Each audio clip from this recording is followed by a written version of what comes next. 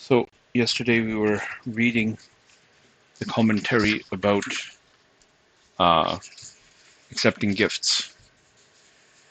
So we'll read the hadith again. عن خالد بن علي الجهني رضي الله عنه قال سمعت رسول الله صلى الله عليه وسلم يقول من بلغه عن أخيه معروف من غير مسألة ولا إشراف نفس فليقبله ولا يرده فإنما هو رزق ساقه الله عز وجل إليه رواه أحمد.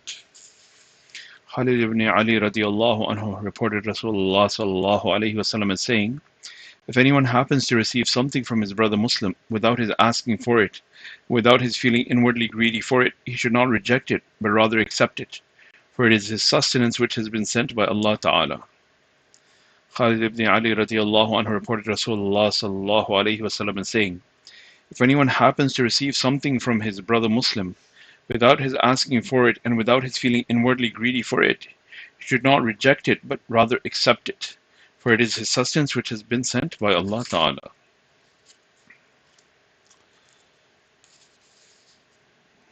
So we were talking about the conditions of accepting a gift. Imam Ghazali rahmatullah alayh mentions there's three considerations that should be taken. One, that the wealth in itself is okay. That's the first. And then to ascertain what type of wealth it is. Is it as a gift? Is it as sadaqah? Or what is it? Then the intention of the person giving the gift should also be checked, and the intention of the person receiving the gift should also be checked. Just like Rasulullah sallallahu alaihi wasallam, who says that who takes this gift, this gift reaches him, and he says min ghayri mas'alatin, without him asking for it, wala ishrafi nafsin, or with him feeling inwardly greedy for it. Ji. What does it mean that the gift has to be checked? You have to see that the person, does he steal other people's money, and now he's with other people's stolen money, he's giving you the money. So then that's not going to be good, because he steals other people's money, right? So you'd have to see where is the source, in general, what is the source of this person's, the overall source of this person's wealth. Our elders, like I mentioned, were very particular. They would see they would go very deep into it to make sure that everything was okay. But if that's over the level that most people would be responsible, or that they'd be expected to do. But at least you should have a sense that this person's overall income is relatively clean, or is he involved in some questionable dealings, due to which you say, okay, you know what, maybe we abstain from accepting this gift. So first thing is, we looked at when money is coming as a gift. And all this discussion that we read through yesterday was when it is concerning a gift. Now continuing on, the second category of material favors are those which fall under the heading of zakat and sadaqat. So the obligatory poor dues and the optional charities. So if what is offered falls under the heading of zakat, the receiver should, before accepting it, make sure whether it is lawful for him to take it. Meaning, whether is he this. So this is a topic which has been discussed, and we also looked at it in our zakat sessions before. But is he eligible to receive zakat? That is something that a person has to see, that if he is eligible to receive it. And if the thing presented falls under the heading of sadaqat, the receiver should make sure why the person is giving it to him. If he is giving it to him because he considers him to be a pious man, the receiver should examine himself to see whether he is secretly committing a sin, which, if known to the donor, would have caused such repugnance in his mind that he would never have given him anything. If this is so, it becomes unlawful for him to accept the sadaqah.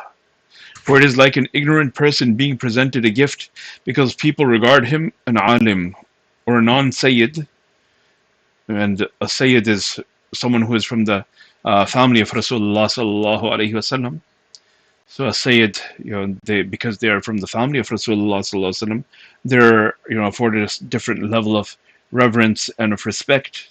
So now if someone found out that a person is not actually from the family of Rasulullah sallallahu alaihi wasallam, then they would be like, what, then give it to someone else who is actually from the family of Rasulullah sallallahu alaihi wasallam. So there shouldn't be a false understanding of who this person is. So in such case, it is strictly forbidden to receive gifts or sadaqat from people. And if a person is giving something just for show or for fame, one should in no circumstances accept his gift. If someone's just doing so that they can show off and say, see, I gave such and such a gift, then you don't want to be part of this drama in this political play. Rasulullah sallallahu alaihi wasallam forbade taking the food of vainglorious people. Sufyan Thawri rahmatullah alayhi declined to accept certain presents, saying, I would accept it if I were certain that the donor would not talk of it boastfully afterwards. I would accept it if I were certain that the donor would not talk of it boastfully afterwards. See what I gave to such and such. So some divines, when they were criticized for not accepting gifts, said, we decline gifts out of piety for the donors, because if we accept their gifts, they talk of it boastfully to the people, and thus they lose their reward in the akhirah. So why should we allow their wealth to be wasted without earning them any heavenly rewards? So this was the discussion on the gift being given. The third point to be considered is the intention of the person receiving the benefit. If he is a needy person and the property is not tainted as mentioned above, it is better for him to accept it. So if he is actually needy, then like the hadith tells, فَلْيَقْبَلْهُ, then he should accept it. For Rasulullah sallallahu alaihi wasallam once remarked to the effect that the one who receives a material benefit from a brother Muslim, provided he is really in need of it, also earns blessings, his share of blessings being no less than that of the giver. Rasulullah sallallahu alaihi wasallam also said, he who has granted some material things by Allah Ta'ala through a person presenting it to him, without his asking for it and without ishraf in his mind, should accept it, for it is his own sustenance which has been bestowed upon him by Allah Ta'ala. So I've just quoted a number of hadith on this subject. The ulama say it is feared that the one who does not accept a gift which comes to him without his asking for it, would on other occasions feel obliged to ask for things which will not be given to him. So it is said that Siri Saqti rahmatullah alayhi would often send presents to Imam Ahmad bin Hanbal rahmatullah alayhi, which he would gladly accept. Once, however, the Imam declined to accept his gift. Siri rahmatullah alayhi said, Ahmad, the burden of rejecting a hadiyah is greater than the one in accepting it. The Imam rahmatullah alayhi said, could you repeat what you have just said? The Shaykh repeated his remarks. The Imam then said, I did not accept it, as I had sufficient provisions for a month. Kindly keep it with you a month, after which you can bestow it upon me. Some ulama are of the view that whoever declines a favor, notwithstanding his need, is punished by Allah Ta'ala one way or the other, such as becoming greedy or being forced to accept these things of questionable origin or some other affliction of the kind. If the person who is offered a hadiyah, a gift, does not need it, he may consider that in case he lives by himself and has no social obligations, whether he should keep it with him more than what suffices for his present needs. For keeping things in excess would amount to yielding to one's selfish desires, and it could lead him into trial and some mischief. If such a person is at all obliged to accept a gift for one reason or the other, he should distribute it among others. So distributing gifts onward, a person receives something and then he gives it to someone else. This is completely fine. What the hadith mentions is that he should accept the gift. So if there's no other problematic issue with the gift in itself, and with his feeling greedy for it, he should take it and hand it off to someone else. A resident of Makkah Mukarramah narrates his story thus. I had some dirhams which I had kept for spending in the path of Allah. I happened to listen to the invocation of a dervish who, after having made tawaf, making the rounds around the Kaaba, after clinging to the curtains of the Kaaba and praying to Allah Ta'ala in very low tones thus, O Allah, you know that I am hungry, you know that I have no clothes to put on, O you who sees everyone but to whom no one can see. I turned round to look at him and saw that he was wearing two worn out and ragged sheets of cloth, which only just covered his body. I said to myself, who could be more deserving than this dervish for receiving my dirhams? I went over to him and presented to him my entire collection, out of which he took only 5 dirhams and returned the rest, saying, 4 dirhams can buy me 2 sheets of cloth, and 1 dirham is sufficient to buy me food for 3 days. The following night I saw him again dressed in 2 sheets of new cloth. I felt suspicious of him. He also noticed me and caught me by the hand.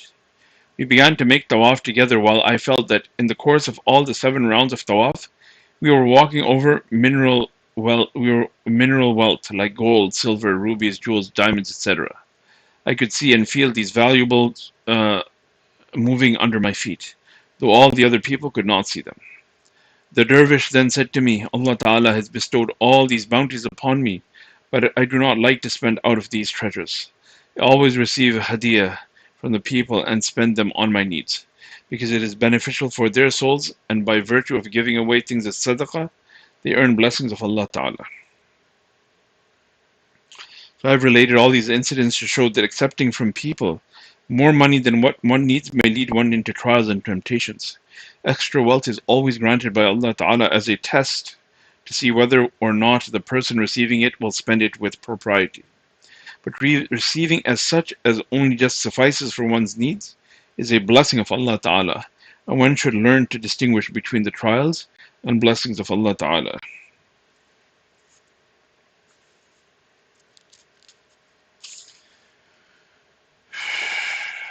May Allah give us tawfiq to recognize His blessings, to use them.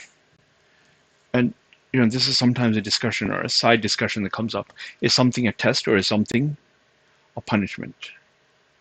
The two things are, the objective of both is the same, one and the same. Even the objective of the punishment in the world. Allah says, وَلَنُذِيقَنَّهُم مِّنَ الْعَذَابِ الْأَدْنَى دُونَ الْعَذَابِ الْأَكْبَرِ لَعَلَّهُمْ يَرْجِعُونَ. That we will make them taste the small punishment before the big one, so that they may turn back to me. So the objective of the trial or of the punishment is to turn the person back to Allah. And when the person turns back to Allah, then he is in a better condition than where he was to start with.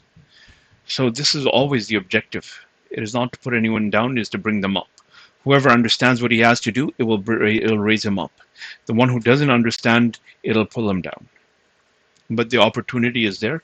It is for us to see the signs of Allah, to understand what Allah is trying to tell us, and then to capitalize on it. So even when this wealth does come to us, then we see what are we trying to do with it. The person having money and giving it to someone, if it's going to ruin him and his intentions, then he should figure out a way that sometimes giving to a person of status, giving to a big name, we feel, I gave such and such a thing. I gave Mullah Tariq Jamil a nice Lamborghini and now he drives it around. Like, okay, if you had to give him, great. But why do you have to show off about it? And on the other hand, so if that's going to do that to us, then maybe it's better that we were not in that situation in the first place. Give it to some unknown person. Give it to some poor person whose name you don't know, whose face you will not see again, but because of whom you're giving him wealth, it will be a means of your elevation. And so in these types of situations, we have to see how we can best capitalize, whether we're the one giving the wealth, whether one we're receiving it and then passing it on to others, or whether we're in such conditions where no one is giving to us and we're just putting our trust in Allah, waiting for Him to give some ease, whatever the condition is. May Allah give us tawfiq to use our blessings properly, recognize what Allah wants from us in whatever situation we are, and we bring our lives in lines with whatever He demands from us. Subhanallah bihamdihi, subhanakallah bihamdik, nashhadu an la ilaha illa anta nastaghfiruka wa natubu ilayk. Subhana rabbika